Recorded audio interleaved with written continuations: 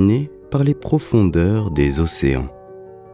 L'eau a ce quelque chose qui nous attire, qui nous effraie et nous émerveille en même temps. Et pour cause, c'est la substance la plus présente sur Terre et avec l'air, l'ingrédient principal qui permet la vie comme on la connaît. L'eau recouvre plus de 70% de la surface de la Terre, alors que 95% de ces eaux n'ont pas encore été explorées.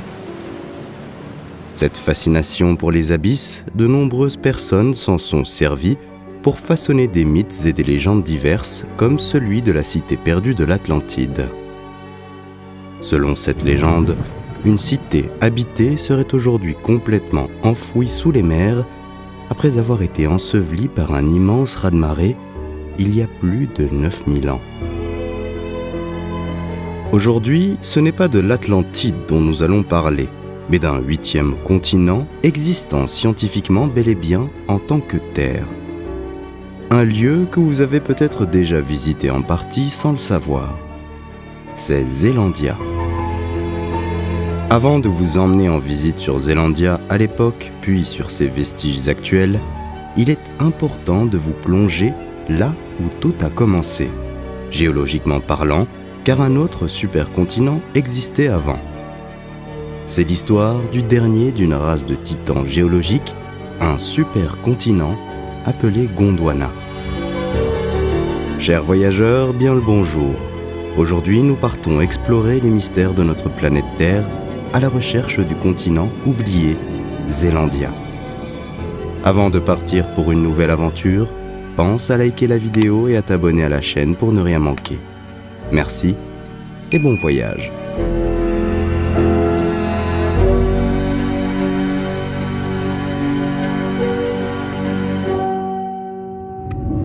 À la fin de la période édiacarienne, il y a quelques 500 millions d'années, la Terre était bien différente. Des mouvements tectoniques ont réuni l'Afrique, l'Amérique du Sud, l'Australie, l'Antarctique, l'Inde et la péninsule arabique et Madagascar. Presque jusqu'au pôle Sud, c'était la première version du Gondwana. Le climat était doux à l'époque, car le monde était plus chaud. Les organismes multicellulaires s'étaient développés, mais ils étaient primitifs. De nombreux fossiles ont été trouvés, montrant des vers segmentés, des créatures rondes ressemblant à des méduses et des organismes semblables à des frondes. Au fil du temps, d'autres continents sont entrés en collision avec ce premier Gondwana pour former la Pangée, la Terre entière, il y a approximativement 300 millions d'années. La Pangée était gigantesque. Toute la masse continentale de la planète était fusionnée en un seul bloc dominant l'hémisphère sud, entouré du plus grand océan de l'histoire.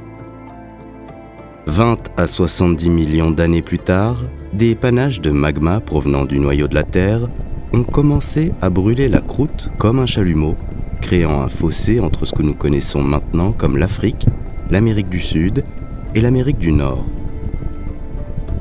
Les cellules de convection associées à ces panaches ont agrandi la fissure pour en faire un nouvel océan, Tétis, divisant le supercontinent septentrional nommé l'Eurasia, comprenant l'Amérique du Nord, l'Europe et l'Asie d'aujourd'hui, du supercontinent méridional, notre Gondwana intégralement formé.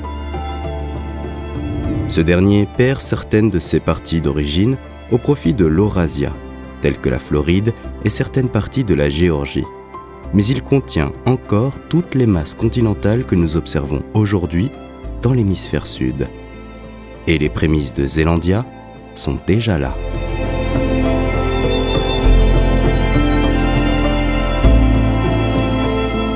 Nous voici sur les terres Zélandia. Si tu as en tête la Nouvelle-Zélande et la Nouvelle-Calédonie d'aujourd'hui, le décor est bien différent à l'époque. Pourtant, en y regardant de plus près, il demeure quelques similitudes, des éléments de la nature qui ont traversé le temps. L'homme moderne était-il présent ? Non, aucun des représentants de notre espèce n'était en place pour en témoigner. Les maîtres des terres, ceux qui régnaient à ce moment-là sur Zélandia, ce sont les dinosaures. les créatures les plus imposantes que la Terre n'ait jamais abritées arpentent la surface du continent.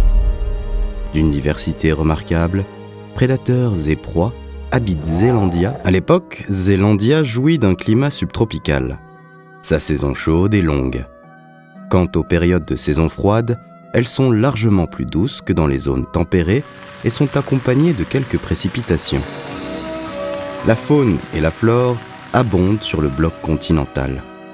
On assiste à une croissance exponentielle des forêts qui, combinées au climat humide, créent un environnement chaud et propice à la vie. C'est pour cela que les animaux de l'époque atteignent des tailles colossales, que ce soit sur Terre ou dans les mers. Sur la terre ferme, les grands dinosaures herbivores de la famille des sauropodes arpentent les terres de Zélandia. Les camarasaures, les diplodocus ou encore les brachiosaures se nourrissent de toute la luxueuse végétation qui leur est offerte. Principalement friands d'herbes, de fougères, de cicadales et de bénétitales, certains dinosaures, plus grands, réussissent à se nourrir sur les hauts conifères. Le diplodocus ne peine pas à atteindre ses sommets grâce à sa taille pouvant atteindre 25 mètres de long. Mais c'est son long cou, composé d'au moins 15 vertèbres et mesurant près de 6 mètres, qui lui donne cet accès privilégié à la nourriture, plus difficilement accessible. Malgré sa taille imposante, il est en compétition avec le brachiosaure, qui est doté de la même morphologie à grands coups. Mais l'abondance de la végétation permet à chacun de se nourrir. Ces herbivores redoutent une toute autre catégorie de prédateurs carnivores de la famille des théropodes, avec entre autres les cératosaures, les mégalosaures ou encore les allosaures. Ce dernier est le cauchemar d'un grand nombre d'espèces et est reconnu comme une créature féroce à cette époque. La plupart des allosaures atteignaient 8 mètres de long, ce qui ne l'empêche pas de s'attaquer à des animaux bien plus grands, comme les diplodocus ou les brachiosaures. Leur énorme mâchoire dotée de dents crénelées et recourbées leur permet d'extirper d'énormes morceaux de chair.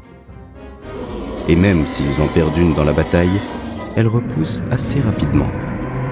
Son corps massif est soutenu par ses membres et sa queue qui lui sert de balancier afin d'équilibrer son corps lors de ses déplacements. Ses membres sont munis de griffes, ce qui lui facilite le dépeçage.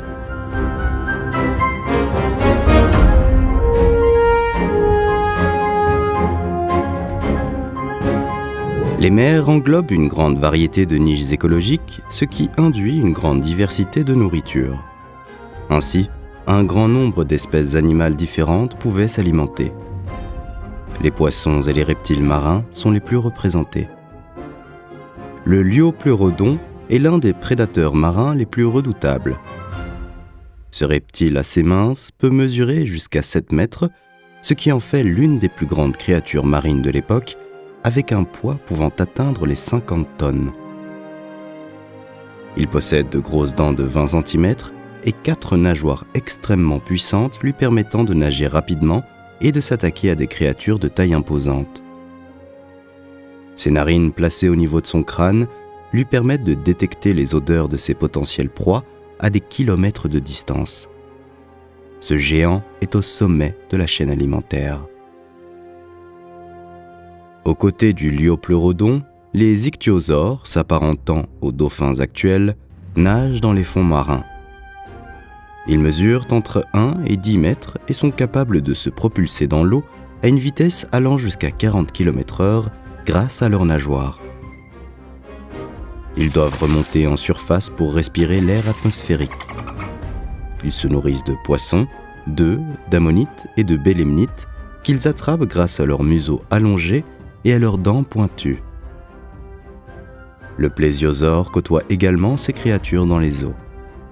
Ce vertébré diapside aquatique possède une caractéristique rare. Il est pourvu de 4 nageoires en forme de palette, lui offrant un effet de vol et le rendant plus à l'aise dans les manœuvres sous l'eau. D'une longueur comprise entre 1,5 et 15 mètres, le plésiosaure a un corps large et une courte queue. Son long cou leur permet d'utiliser sa tête comme d'un harpon et d'attraper ses proies de loin. Dans les mers, les invertébrés sont représentés par les rudistes. Le plancton et les ammonites sont très répandus. Les rudistes sont des mollusques marins bivalves, c'est-à-dire que leur corps est recouvert d'une coquille constituée de 2 parties distinctes. Ils vivent dans les eaux chaudes et oxygénées, donc peu profondes.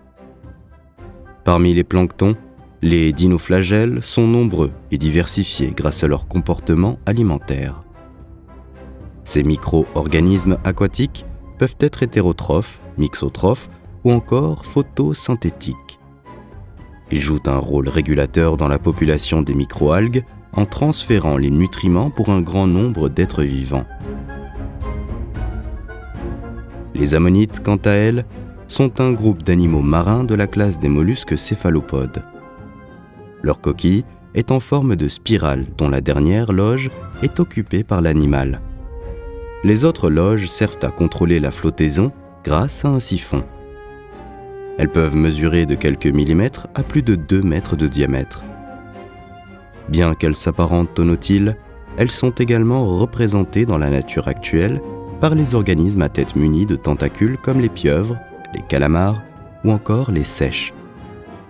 Les ammonites se déplacent dans les eaux par bancs entiers. Leur plus grand prédateur est le mosasaure, une créature vorace de 15 mètres de long qui a un flair excellent et suit ses proies à la trace.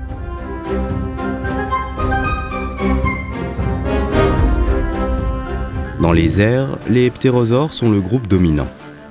Tout porte à croire que ces créatures ont été les premiers vertébrés à voler. Ils sont apparentés à la famille des diapsides archosaures ornithodiryens et ne sont pas des dinosaures et par conséquent pas des oiseaux.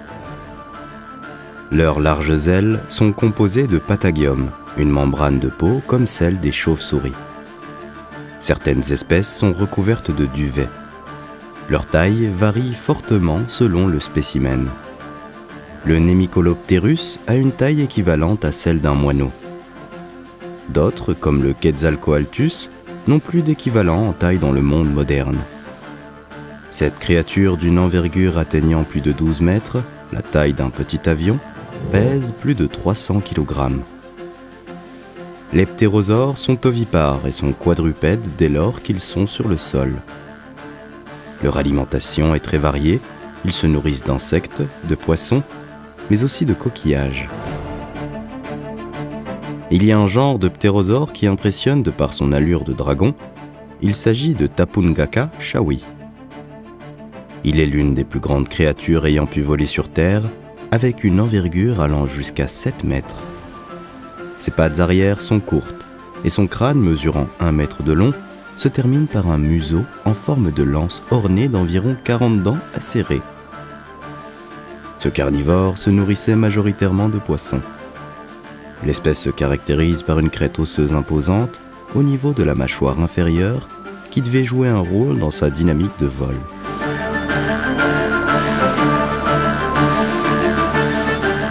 Le climat chaud et humide participe à la prolifération d'une flore abondante qui recouvre une grande partie des terres de Zélandia.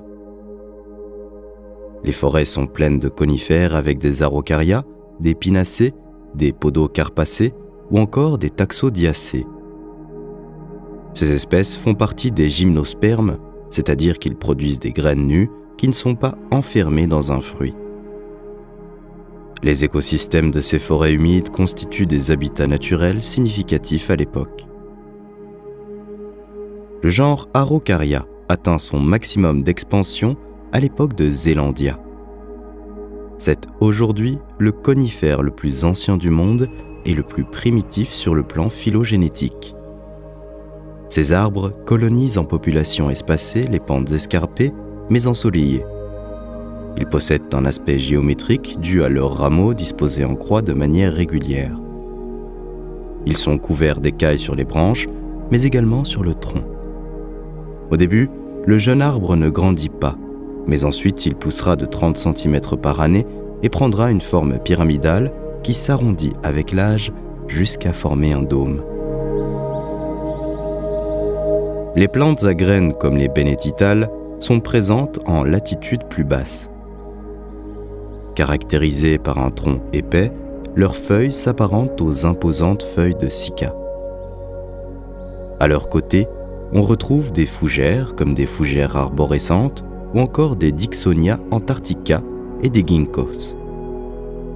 Ces derniers sont un genre de plantes sans fleurs.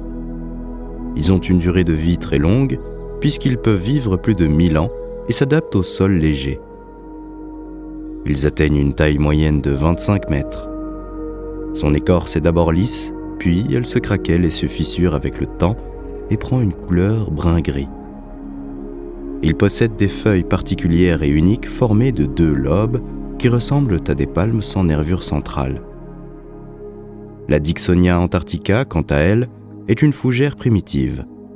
Son tronc massif est une sorte de rhizome, une tige souterraine dotée de racines, pouvant atteindre 15 mètres de hauteur, même si sa pousse est lente. Certains dinosaures se régalent de ces feuilles. Les prêles sont également largement répandus dans ces jungles denses et diversifiées. Ils sont à l'époque de taille beaucoup plus importante que les espèces de prêles qui évoluent dans le monde moderne, atteignant entre 8 et 10 mètres contre 20 à 50 cm pour les prêles d'aujourd'hui. Cette plante vivace présente des feuilles posées comme des collerettes au niveau des nœuds et des tiges et des rameaux. Elle se plaît dans les environnements humides. La nature et les écosystèmes semblent avoir trouvé un équilibre durant les quelques millions d'années qui les séparent. Mais les derniers supercontinents sont maintenant sur le point de se séparer et Zélandia va subir une évolution bien surprenante. La cause ? La tectonique des plaques. La rupture ne s'est toutefois pas opérée en une seule fois. Le Gondwana s'est fragmenté étape par étape au fil de millions et de millions d'années.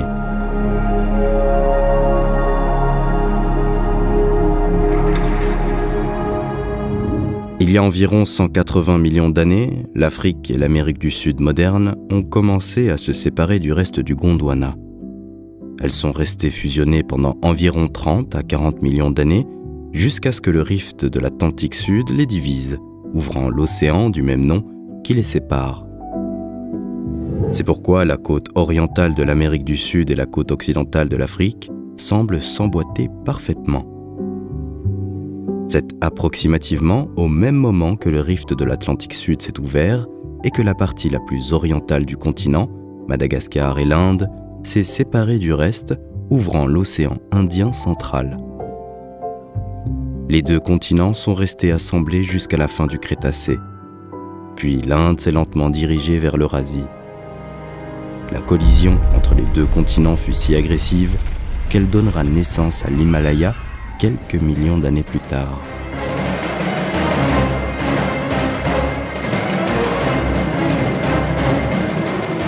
Entre-temps, il y a environ 100 millions d'années, au cours du développement de la ceinture de feu du Pacifique, une zone d'activité volcanique entourant l'océan Pacifique, les forces tectoniques vont se mettre à étirer le bloc de Zélandia. Les forces mises en action sont telles que sa croûte s'amincit jusqu'à se retrouver totalement arrachée du supercontinent Gondwana. C'est le processus de rifting. La mer de Tasmanie se forme à ce moment-là. À ce stade, tout ce qui reste de l'ancien Gondwana est l'Australie et l'Antarctique, trop peu pour être qualifiés de supercontinents. Ils sont néanmoins restés soudés jusqu'à 45 millions d'années. L'Antarctique s'est ensuite déplacé vers le sud et a gelé, sous l'effet conjugué du refroidissement du climat et du déplacement des courants océaniques autour des nouvelles masses continentales. L'Australie a dérivé vers le nord, entrant en collision avec l'Asie du Sud. Mais le parcours de Zélandia jusqu'aux abysses ne s'arrête pas là. Le continent est aujourd'hui immergé à 94% sous la surface de l'océan Pacifique. La Nouvelle-Zélande et la Nouvelle-Calédonie restent des parties émergées. Que s'est-il passé pour en arriver là ?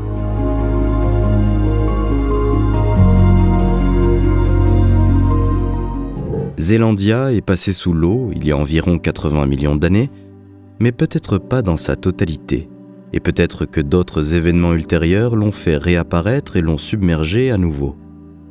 La seule chose dont on peut être sûr, c'est que l'homme n'a jamais vu ce continent au-dessus des vagues, à l'exception des îles de la Nouvelle-Zélande et de la Nouvelle-Calédonie. Durant les 40 millions d'années qui suivirent, Zelandia dérive et poursuit sa descente jusqu'à se stabiliser dans sa position actuelle dans les fonds marins. Par la suite, une plaque océanique a fait saillie sur la croûte continentale de Zelandia, formant la Grande Terre. Puis, la Nouvelle-Calédonie émerge suite à un épaississement local de la croûte. Dans le cas de la Nouvelle-Zélande, il s'agit du résultat d'une collision similaire à celle entre la plaque océanique du Pacifique et la plaque continentale d'Amérique du Sud. Par plissement et volcanisme, une partie de la croûte océanique est subduite sous la croûte continentale. C'est ainsi que sont nées ces montagnes. Les plaques continentales et océaniques ont des compositions et des épaisseurs de croûte différentes.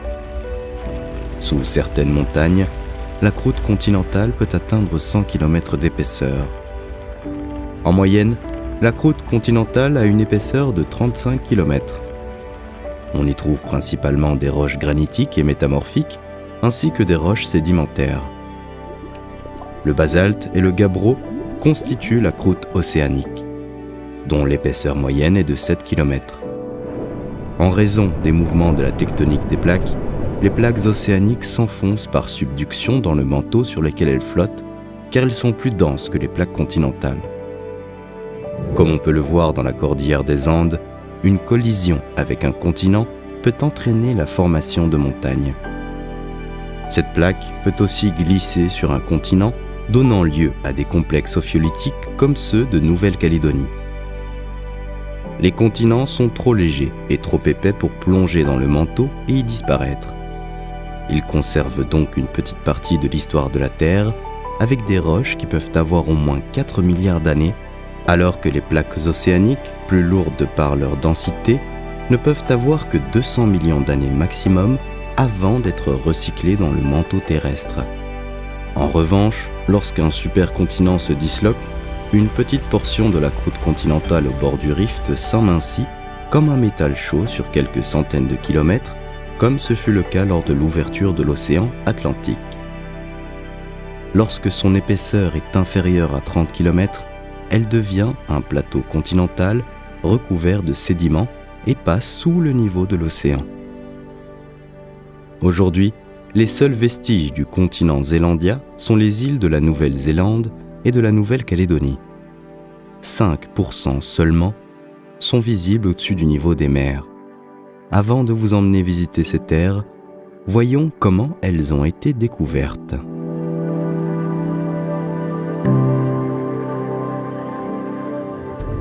James Cook est le premier navigateur et explorateur à cartographier les mers du Sud ainsi que l'Australie et la Nouvelle-Zélande.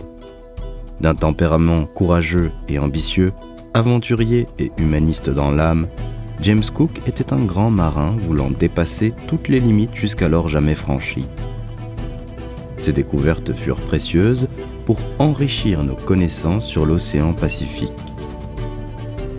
En 1768, James Cook est nommé commandant de l'Endeavour et s'apprête à se lancer dans 3 expéditions successives dans l'océan Pacifique. Il commence alors par effectuer le tour complet de la Nouvelle-Zélande, puis la côte est de l'Australie, en tentant ensuite d'approcher le continent antarctique afin d'étudier l'île de Pâques. Il découvre les îles Hawaï. La première partie de son voyage consiste à observer Tahiti et le passage de la planète Vénus sur le disque du Soleil, un phénomène rarissime prévu pour le 3 juin 1769. Cependant, en ce qui concerne Zelandia, c'est la 2e expédition de James Cook qui va marquer le commencement de ce mythe. Le capitaine a pour ordre de rechercher la mythique Terra Australis, le continent antarctique, auparavant inconnu. En 1769, le Britannique atteint la Nouvelle-Zélande, qui avait auparavant été découverte par Abel Tasman en 1642, mais il ne l'avait pas explorée à l'époque.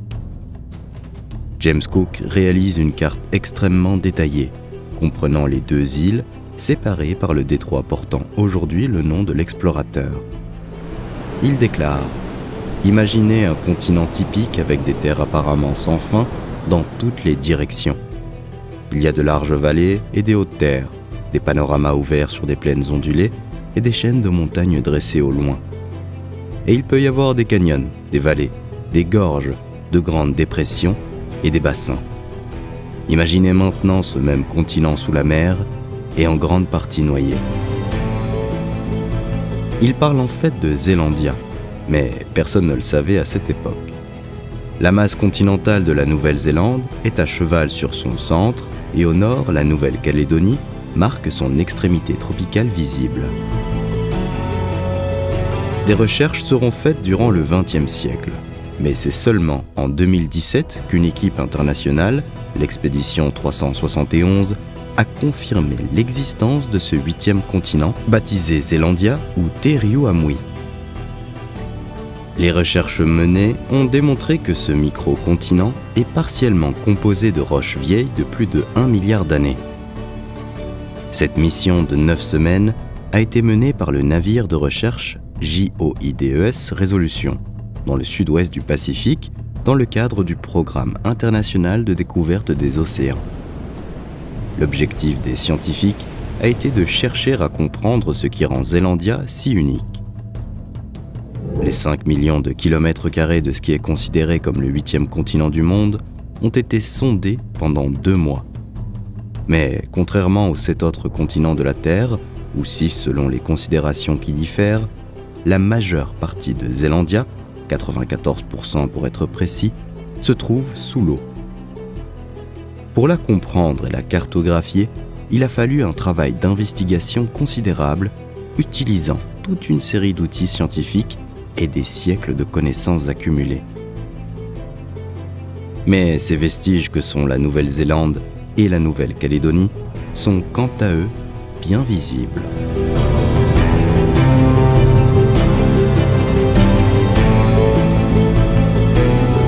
La Nouvelle-Zélande se compose de 2 îles principales, l'île du Sud et l'île du Nord, mais également de 700 autres petites îles.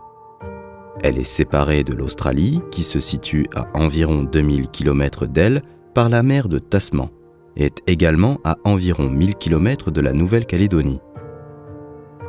Les soulèvements tectoniques et les éruptions volcaniques lui ont dessiné des reliefs variés et des pics montagneux.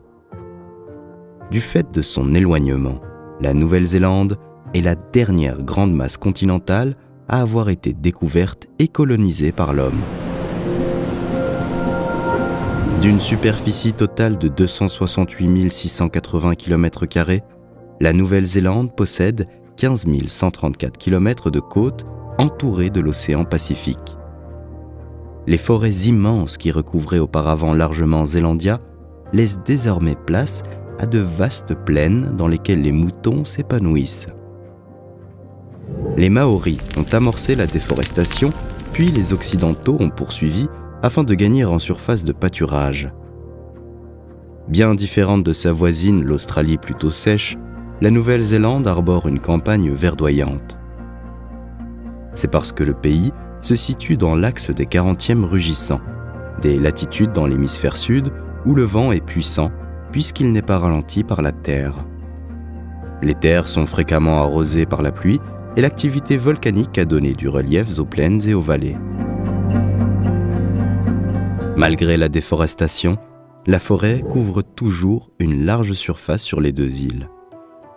600 espèces d'arbres et de végétaux sont répertoriées, dont une grande variété de fougères qui étaient déjà largement présentes sur Zélandia, d'où le choix de la fougère comme emblème national des Néo-Zélandais. Malgré sa latitude plutôt basse et grâce à un microclimat, le pays voit pousser de magnifiques palmiers Nikos, ce qui contribue à donner au pays une image exotique. Le Pohutukawa et le Kauri sont des représentants majeurs de la végétation néo-zélandaise. Le Pohutukawa est aussi nommé l'arbre de Noël de la Nouvelle-Zélande. Il se plaît à pousser sur les sols volcaniques situés en bord de mer. Ce grand arbre au bois très dur atteint 15 à 20 mètres de hauteur. Doté de feuilles de couleur vert foncé grisâtre, il se pare, juste avant les fêtes de fin d'année, de fleurs rouges en forme de pompons. Le kauri est un conifère pouvant atteindre plus d'une 50aine de mètres de haut. Il fait partie des arbres les plus anciens du monde puisqu'il a commencé à se répandre dans la période jurassique. Autant dire qu'il était déjà très présent lorsque Zélandia était totalement émergée. L'âge des plus anciens kauris en Nouvelle-Zélande est estimé à 2000 ans. Ce conifère se caractérise par un diamètre de tronc gigantesque pouvant dépasser les 3 mètres. Les arbres les plus anciens sont des figures de divinités pour les Maoris. Dans la forêt de Waipua, dans le Northland, Tanemauta, vieux de plus de 1200 ans, domine du haut de ses 51,2 mètres de hauteur. Cet arbre serait le seigneur de la forêt, fils de la mère Terre et du Père Ciel. Ces deux derniers s'aimaient si fort que l'univers étouffait dans leur étreinte. Grâce à la naissance de leur fils, la terre se sépara du ciel et jaillit la lumière et la vie. Pour la tribu maori, cette légende est celle de la création.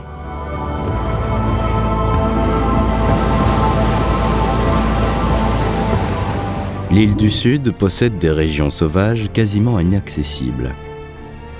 Les forêts humides sont traversées par des sentiers qu'il est préférable de suivre. Elle est également façonnée par une chaîne de montagnes située sur sa partie occidentale et formant une frontière naturelle dans le sens de sa longueur. Les Alpes de l'île du Sud se sont formées il y a seulement 2 millions d'années à cause d'un plissement géologique qui perdure encore. Cette chaîne de montagnes se trouve sur une faille à la limite où la plaque pacifique entre en collision avec la plaque australienne. Durant les 45 millions d'années qui se sont écoulées, la subduction de la plaque pacifique a poussé une épaisseur de croûte terrestre de 20 km sous la plaque australienne. Soumises à la pression tectonique, les montagnes persistent à s'élever. Chaque année, bien que l'érosion fasse son travail, la montagne continue de gagner quelques millimètres. Le sommet le plus haut de cette chaîne des Alpes du Sud est l'Aoraki, ou mont Cook, avec un point culminant à 3724 mètres d'altitude, et il continue de gagner 7 mm d'altitude par année.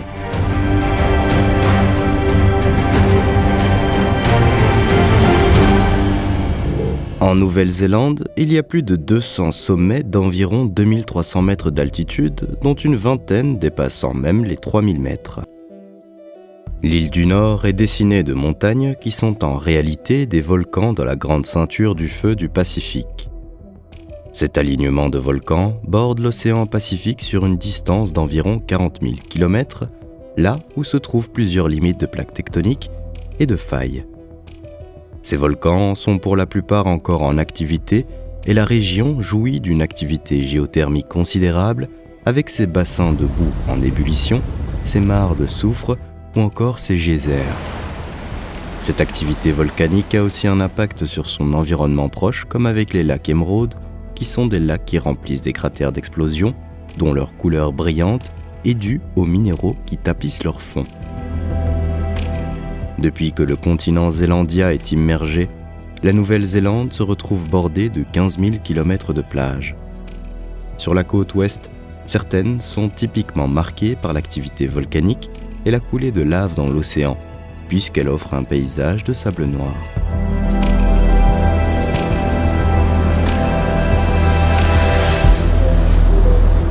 La faune et la flore de la Nouvelle-Zélande partagent des caractéristiques communes avec celles de la Nouvelle-Calédonie, puisqu'elles étaient toutes deux sur le continent zélandien. Son isolement de longue durée avec les terres des autres continents engendre une biodiversité avec un taux d'endémisme très important. Plus récemment, des espèces sont introduites par l'homme, mais il n'en demeure pas moins que 90% des poissons d'eau douce, 80% de toutes les plantes vasculaires, 70% de toutes les espèces natives d'oiseaux terrestres et d'eau douce ne se retrouvent qu'ici, ainsi que la totalité des chauves-souris, des amphibiens et des reptiles. Lorsque l'homme débarqua pour la toute première fois en Nouvelle-Zélande, la faune de l'archipel ne se composait que des chauves-souris et de 2 espèces de mammifères marins.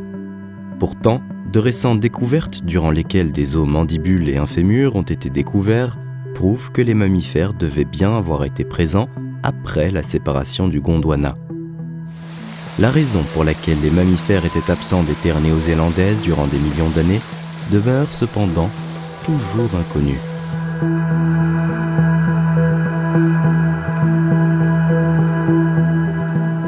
On retrouve plusieurs éléments de la biodiversité gondwanienne en Nouvelle-Zélande. En ce qui concerne la faune, elle est représentée par des insectes, des grenouilles, quelques oiseaux et le célèbre tuatara. Le tuatara, aussi appelé sphénodon, est le dernier représentant vivant de la classe des Sphenodontia, originaire de l'âge lointain des dinosaures. Il est classé de fossile vivant, ce qui signifie qu'il est resté morphologiquement quasiment identique au cours de son histoire, soit plus de 200 millions d'années. Il est associé à tort aux lézards de par son apparence, mais il fait partie d'un groupe ancien de lépidosauriens et possède des caractéristiques uniques dans le groupe des reptiles. Bien que du temps des dinosaures, cet animal avait de nombreux parents, il semblerait qu'aujourd'hui, cet animal extraordinaire de la Nouvelle-Zélande se trouve sur une branche unique. Le tuatara a peu changé depuis ses premiers pas sur Terre. Il s'est simplement adapté aux évolutions du climat, puisqu'au Gondwana, durant le Mésozoïque, le climat était bien plus chaud que maintenant sur les îles autour de la Nouvelle-Zélande.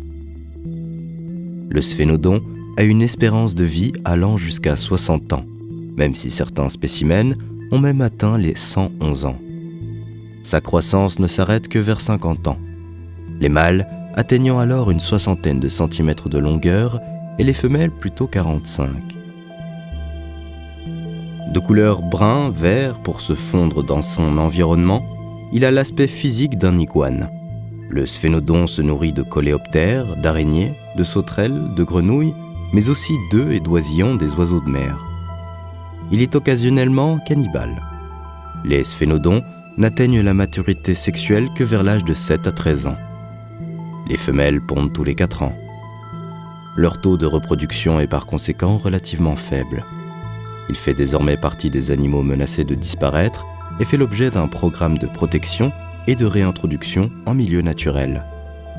Le sphénodon possède un troisième œil, dit pariétal. Sa fonction reste mystérieuse, mais il semblerait qu'il permette au sphénodon d'absorber la vitamine D, de se repérer dans le cycle jour et nuit, mais aussi de l'aider à se thermoréguler. Les Maoris locaux le considèrent comme un messager divin et l'ont désigné Taonga, un trésor spécial. Il est symbole de protection, particulièrement envers les nouveau-nés.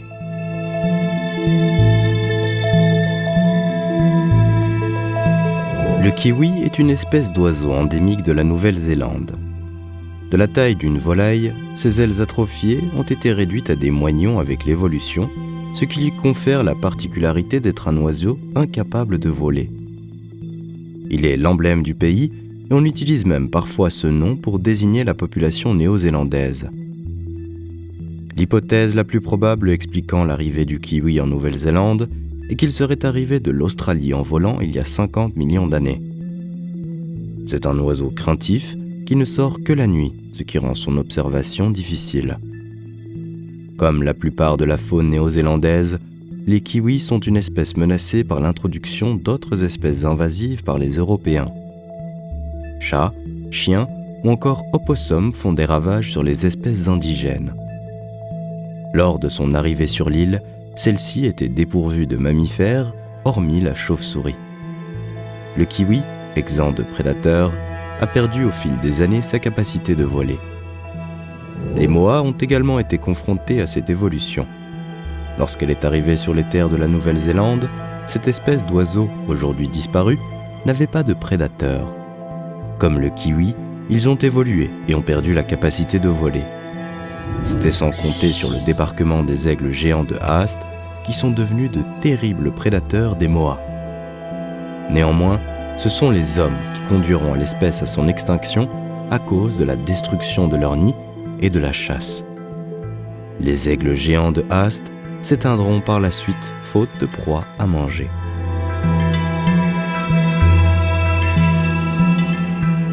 Les chauves-souris sont arrivées en Nouvelle-Zélande il y a environ 20 millions d'années. Venues d'Australie, elles ont longtemps rempli le rôle de mammifères terrestres. Grâce à elles, de nombreuses plantes sont fertilisées et évoluent. Elles ont la particularité de marcher à quatre pattes sur le sol pour fouiller la litière forestière en quête de nourriture.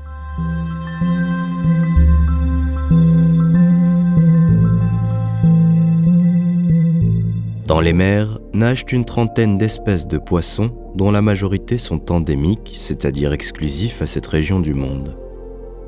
Ils sont plutôt petits et discrets, mis à part 3 espèces qui dépassent les 2 kilos. De nombreux mammifères marins sillonnent également les côtes néo-zélandaises. Plusieurs espèces de dauphins, comme le grand dauphin ou le dusky dolphin, qui arborent de belles démarcations de couleur noire et blanche. Le dauphin d'Hector est la seule espèce que l'on rencontre uniquement en Nouvelle-Zélande. De couleur grise avec des marques blanches sur le ventre et noires sur les nageoires, l'aileron, la tête et la queue, ce dauphin de petite taille ne dépasse pas les 1,5 mètres de longueur. La Mawis dolphin, également surnommée Popoto, est une sous-espèce du dauphin d'Hector et est le dauphin le plus rare du monde. Aux côtés des dauphins, les phoques, otaries et lions de mer se pavanent sur les immenses côtes néo-zélandaises. Les otaries alternent baignade en mer pour pêcher du poisson et repos sur les rochers de la plage. Les lions de mer ont une préférence pour les plages de sable, mais peuvent également s'installer dans la végétation environnante. Les phoques, quant à eux, explorent le littoral à marée haute afin de trouver des proies. Il apprécie aussi la marée basse pour se prélasser sur les bancs.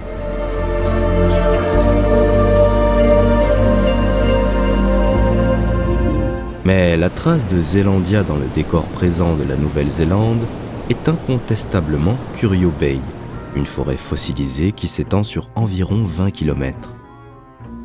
Une curiosité géologique de premier ordre. Située à l'extrémité sud de l'île du Sud, la baie de Curio est un des vestiges de Zélandia à l'époque du Jurassique. Une forêt pétrifiée datant d'environ 180 millions d'années est visible lorsque la marée est basse. À l'époque, Zélandia faisait partie du Gondwana. De gigantesques coulées de boue volcanique ont recouvert les arbres et les fougères de toute la région avant d'être coulées sous l'océan durant des millions d'années. Le processus de pétrification des végétaux s'est alors produit du fait du manque d'oxygène, transformant la matière organique du bois en des minéraux comme le quartz, la pyrite ou encore les silicates. À l'issue de la pétrification, une grande partie de la structure anatomique du bois est conservée. La baie est recouverte des coulées de boue, mais l'érosion de la roche par les vagues a découvert la forêt. C'est ainsi qu'aujourd'hui à Curio Bay, il est possible de se promener dans cette forêt pétrifiée qui jadis était parcourue par les dinosaures. Des manchots à œils jaunes ont désormais élu domicile dans la baie.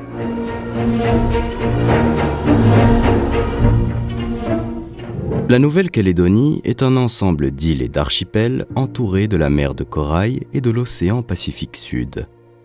Sa superficie totale est de 18 575 km². L'île principale est longue de 400 km et est large au maximum de 64 km. Elle est appelée la Grande Terre. Les terres les plus proches de l'île sont l'Australie à 1400 km et la Nouvelle-Zélande à 1477 km. Elle possède 3400 km de côte. La Nouvelle-Calédonie est soumise à un climat tropical, ce qui va influencer son paysage. Les îles affichent des températures relativement chaudes, avec une moyenne de 23 degrés Celsius sur l'année et un taux d'humidité élevé entre 73 et 81%. Les côtes est et ouest ne sont pas exposées de manière identique au vent. Le paysage est donc différent. La côte est, exposée au vent dominant, est plus humide. Elle est arborée d'une bande d'immenses forêts tropicales avec des palmiers et des cocotiers, le long du littoral serré entre les montagnes et l'océan. À l'inverse, la côte ouest est protégée des vents dominants par la chêne, un massif montagneux ancien, et est plus sèche. De ce côté, les plaines herbeuses et la savane habillent le paysage avec l'arbre emblématique qu'est le niaouli. Puis, une série de collines et de plateaux arborés de forêts sèches montent en direction des montagnes. Le littoral était autrefois dominé par des palétuviers, des arbres tropicaux aptes à prospérer le long des rivages marins. Mais un excès de salinité de l'eau a causé leur mort. Depuis, les mangroves dominent.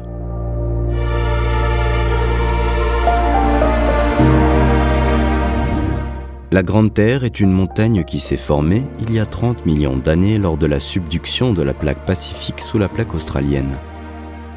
Elle est constituée pour les 2/3 de formations sédimentaires et volcaniques datées du Permien au Cénozoïque, voire tertiaire. Le dernier tiers est formé de roches ultrabasiques. L'affaissement du socle sous le poids de la nappe de roches ultrabasiques a causé la séparation de la Grande Terre avec l'arc volcanique des Loyautés. Les îles Loyautés se sont élevées sur d'anciens volcans. Le volcanisme de l'arc des Loyautés s'est formé par la subduction de la plaque pacifique sous la marge orientale de Zélandia durant l'époque du Paléocène au Pliocène. Lorsque le volcanisme a cessé, les îles se sont enfoncées sous le niveau des mers, menant les récifs de corail à grandir et créant un lagon, puis un atoll une fois l'appareil volcanique totalement submergé. Au Quaternaire, certains de ces atolls et lagons ont été soulevés à cause d'un bombement de la plaque australienne avant sa subduction sous la plaque pacifique, formant les îles actuelles d'Ouvéa, Maré et Lifou.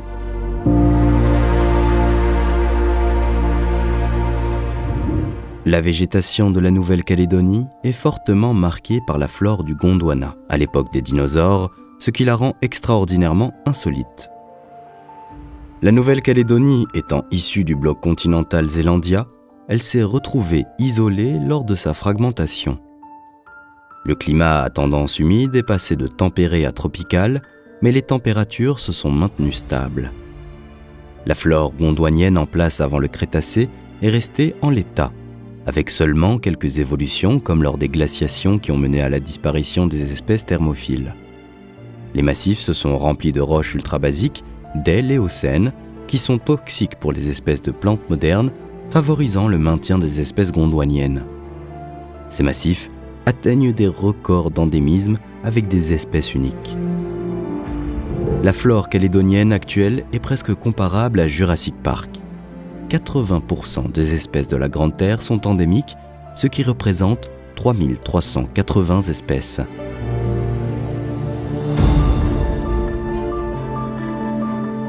L'amborella est la plus ancienne plante à fleurs de la planète.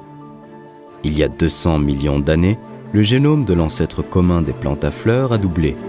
Une partie va donner naissance aux 300 000 plantes à fleurs actuelles et l'autre partie fera apparaître Amborella, la seule survivante de cette lignée.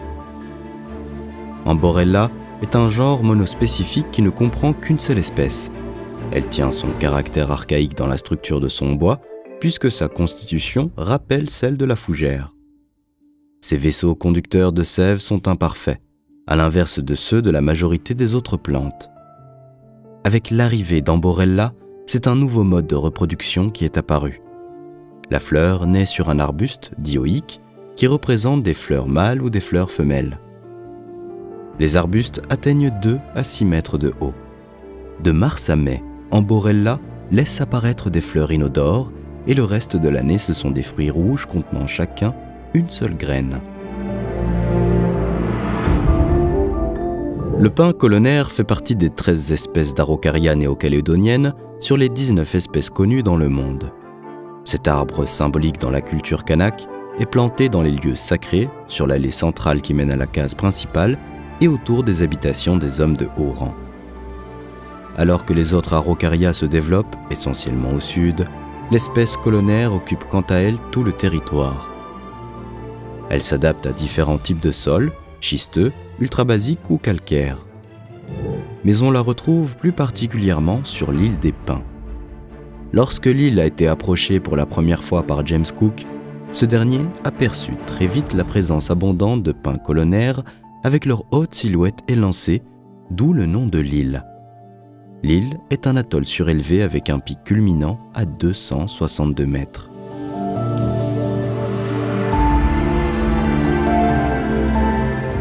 La Nouvelle-Calédonie est l'une des 5 régions du monde où s'établit encore le genre Notophagus, un hêtre reliquat des forêts tropicales humides du Gondwana. Beaucoup des espèces endémiques se rencontrent dans les forêts humides des montagnes, sur les massifs de roches ultra-basiques. La forêt de bord de mer est composée d'arbres au feuillage dense et rouge foncé, mais elle souffre de l'urbanisation. Le niaouli est un arbre typique de l'île, même s'il a depuis été introduit dans d'autres régions tropicales afin d'exploiter son bois. Il est originaire de la Nouvelle-Calédonie et de l'Australie. Il est l'un des emblèmes de l'île, et les Kanaks y sont attachés, puisqu'on appelait niaouli les poilus néo-calédoniens partis combattre en métropole lors de la Première Guerre mondiale.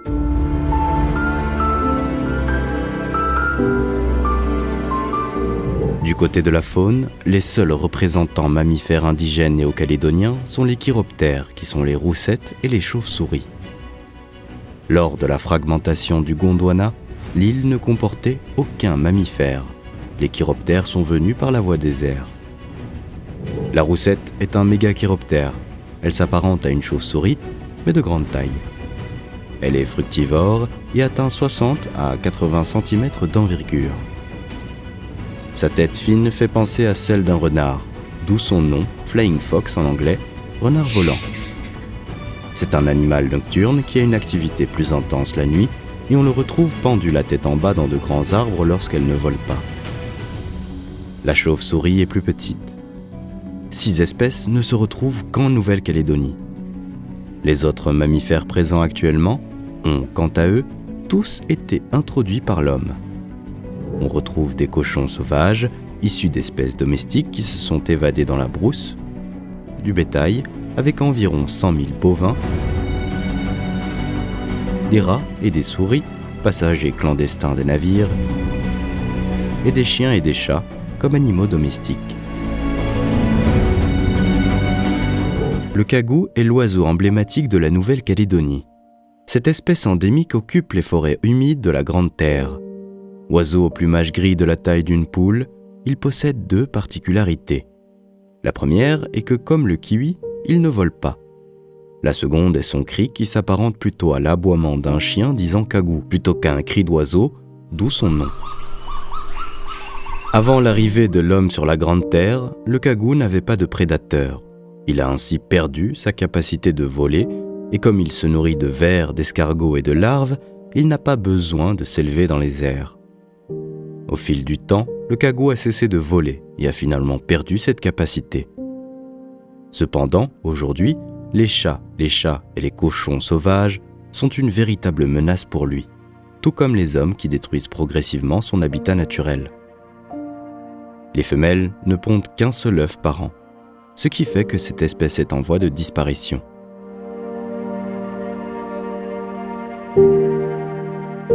L'île des Pins abrite une des fourmis les plus rares du monde, Myrmecia apicalis. Elle est également connue sous le nom de fourmi bulldog du fait de son agressivité. Cette espèce ancestrale rarissime est déjà éteinte sur la Grande Terre, mais peuple encore quelques sites de l'île des Pins. À l'époque du Gondwana, Myrmecia apicalis était présente partout sur la planète, mais elle est désormais menacée par une espèce envahissante, la fourmi électrique.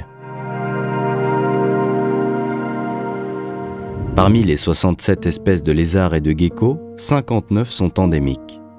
Le Rhacodactylus leakianus est un gecko géant endémique totalement inoffensif qui peut atteindre les 40 cm de longueur.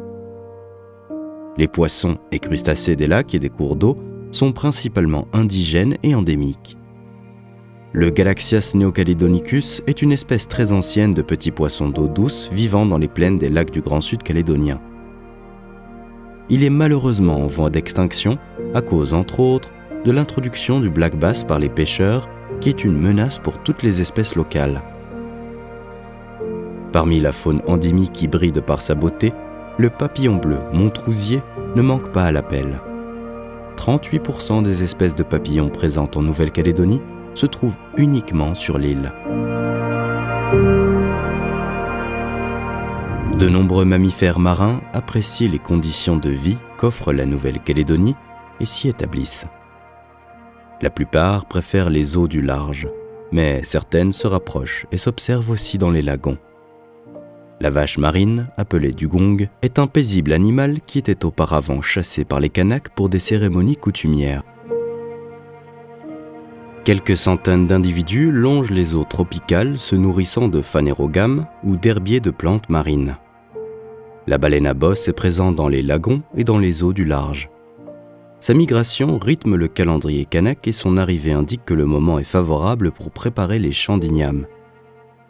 Les dauphins sont des fervents visiteurs de l'intérieur des lagons et de la proximité des côtes, ce qui lui vaut souvent de malencontreuses rencontres avec des filets de pêche. Le cachalot vit toute l'année dans les eaux profondes de la Nouvelle-Calédonie, notamment sur les pentes à l'extérieur des récifs barrières de la Grande Terre.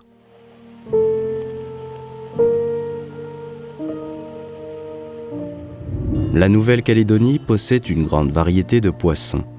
Dans l'océan Pacifique tropical, sur les 3000 espèces connues, 1200 se trouvent autour de l'île.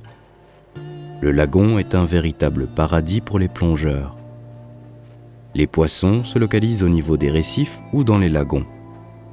De par sa position en mer de corail, la Nouvelle-Calédonie possède la plus longue barrière de corail du monde, mais pas la plus grande en superficie.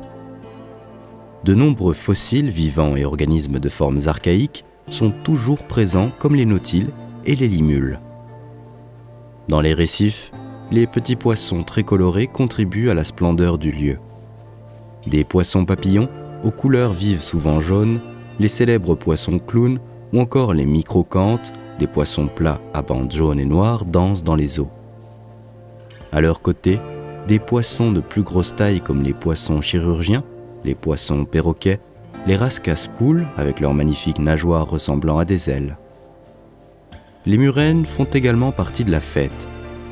Dans les lagons et au large se croisent les becs de canne, particulièrement prisés par les néo-calédoniens pour faire la salade de poissons, les picots, avec leurs épines dorsales venimeuses, mais dont la chair est excellente. Les poissons blancs, quant à eux, se concentrent près des plages et des mangroves. Les raies sont fréquentes dans le lagon, comme la raie à points noirs et bleus et la raie léopard, une raie sublime qui atteint jusqu'à 2 mètres de long et ornée d'une très longue queue.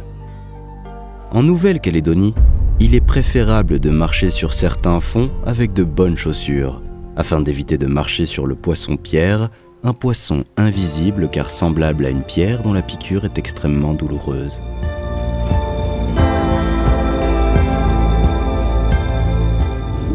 Les requins sont présents en grand nombre et même s'ils impressionnent beaucoup, ils ne sont généralement pas agressifs. Le requin le plus visible est le gris de récif ou aussi appelé requin à queue noire. Cette espèce au museau large et arrondi et dotée de grands yeux est souvent présent en eau peu profonde, à moins de 60 mètres de profondeur, près des récifs coralliens. Il se nourrit de poissons osseux et de céphalopodes. Malgré sa taille modeste de 1 à 2 mètres de longueur, c'est un prédateur agile et vif. Le requin à pointe noire fréquente également les récifs, tout comme le requin citron ou encore le requin dormeur. Les plus grands requins, comme le requin tigre qui mesure entre 4 à 5 mètres, fréquentent le grand large de l'océan et entrent rarement dans les lagons. Le grand requin blanc habite les eaux profondes, mais peut occasionnellement entrer dans les passes, voire même pénétrer dans le lagon.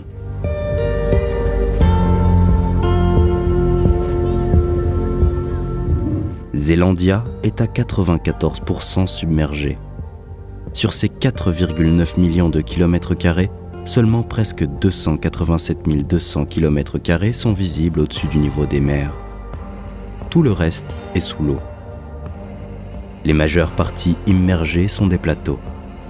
Approchons-nous plus près de ces parties immergées. Le plateau de Lord Howe. Ce morceau de croûte continentale s'étend du sud-ouest de la Nouvelle-Calédonie au plateau Challenger. Ce plateau recouvre une surface de 1,5 million de kilomètres carrés et se situe à une profondeur comprise entre 1500 et 2500 mètres. Il fut formé par l'expansion des fonds océaniques durant le Miocène, alors que Zélandia se situait au-dessus du point chaud Lord Howe, qui fut le dernier volcan en éruption de la chaîne. Le fond marin est aujourd'hui essentiellement sablonneux, mais présente quelques excroissances volcaniques. On y retrouve de nombreux coryces bulbifrons, des poissons d'une espèce communément appelée girelle. Ils sont très colorés et vivent dans les eaux tropicales, affectionnant les fonds rocheux.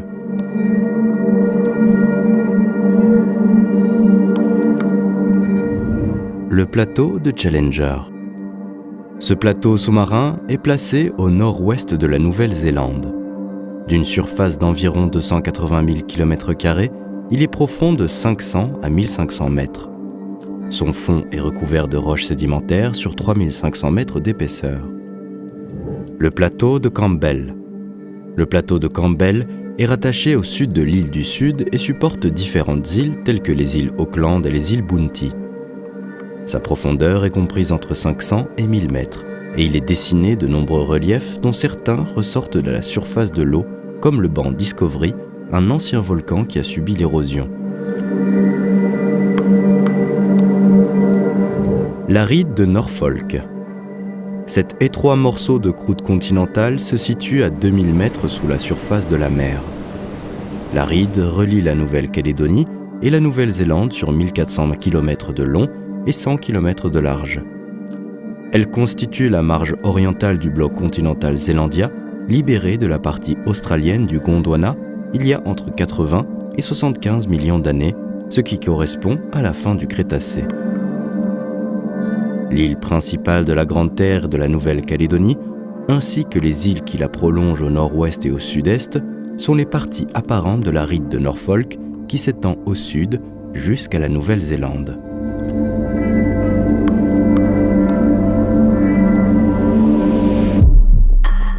Le plateau de Chatham. Situé à l'est de la Nouvelle-Zélande, ce plateau est tectoniquement une extension de l'est de l'île du Sud. Lorsqu'il était en dehors de l'eau, il était surmonté de nombreux volcans. De récentes recherches ont permis de retrouver des fossiles datant de la fin du Mésozoïque. Les forêts étaient principalement gymnospermes avec des araucaria et des podocarpus, et les végétaux étaient de la classe Lycopodiopsida. De nombreux théropodes habitaient dans cette région. Ce plateau est caractérisé par d'impressionnantes profondeurs pouvant atteindre les 3000 mètres comme avec la fosse de Kermadec. Des scientifiques néo-zélandais et allemands ont effectué une mission de 6 semaines le long de l'arc volcanique de Kermadec, situé à 1000 km au nord-est de l'île du Nord de la Nouvelle-Zélande. Un véritable travail de recherche sur les volcans sous-marins de l'océan Pacifique, dont certains s'élèvent jusqu'à 2500 mètres au-dessus des fonds marins. L'étude a mis un point d'honneur sur la fosse des Kermadec, formée par la subduction des plaques pacifiques et australiennes.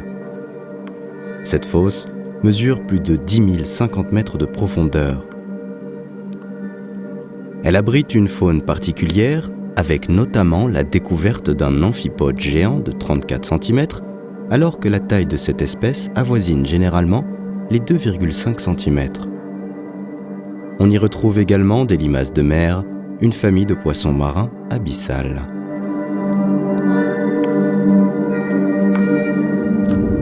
Et si Zélandia n'avait jamais coulé sous les flots ? Imaginons la planète Terre actuelle avec un 8e continent. Les courants océaniques modifieraient le climat en Australie, la côte est australienne serait bien plus froide sans la mer de Tasman pour conserver sa chaleur. La péninsule nord-ouest de Zélandia pourrait créer une ombre pluviométrique, ce qui rendrait l'Australie orientale beaucoup plus sèche qu'elle ne l'est déjà. La majeure partie du nord de Zélandia serait une forêt tropicale ou subtropicale, avec des hivers doux et des étés chauds et humides. La flore et la faune ressembleraient à celles de l'Australie. Les plateaux du centre et de l'est seraient tempérés et habillés de volcans et de rivières des hautes terres, constituant l'environnement parfait pour que les Maoris puissent introduire l'agriculture à leur arrivée. Les régions du sud seraient séparées du nord et du centre du continent par de larges chaînes de montagnes et seraient une toundra froide et sèche. Peu d'individus pourraient alors survivre dans les taïgas du sud. Le point le plus au sud du Zélandia ne serait pas supérieur à 1000 km de l'Antarctique et le point le plus au nord serait à 1000 km de la Papouasie-Nouvelle-Guinée. Les Maoris d'Aotearoa ne s'installeraient non pas sur un archipel de 300 000 km², mais sur un continent de 5 millions de km². La péninsule du Nord-Ouest étant si proche de la Papouasie et de l'Indonésie, les colonisateurs austronésiens seraient à portée de 2 continents à la fois, ce qui ferait de Zélandia une cible massive pour les Indonésiens et les insulaires pacifiques. Il y aurait 2 millions de km² de terres agricoles ouvertes aux Austronésiens dans le nord du continent. Ils ouvriraient des liens commerciaux avec leur patrie, qui, à leur tour, ouvriraient des liens commerciaux avec le reste de l'Asie et de l'Europe, reliant les Maoris à toutes les autres civilisations par la future route de la soie. Le commerce et la migration rendraient la composition ethnique du continent plus diversifiée, avec des communautés indiennes et chinoises entre autres. Si Zélandia n'avait jamais disparu sous les eaux, elle compterait maintenant quasiment autant d'habitants que les États-Unis, 350 millions au plus. Elle serait aussi une superpuissance économique, industrielle et militaire ascendante. La démographie du continent deviendrait plus variée que celle actuelle grâce à la taille même de l'endroit et à un accès plus facile vers le reste du monde. Une histoire différente se serait alors écrite pour la Terre.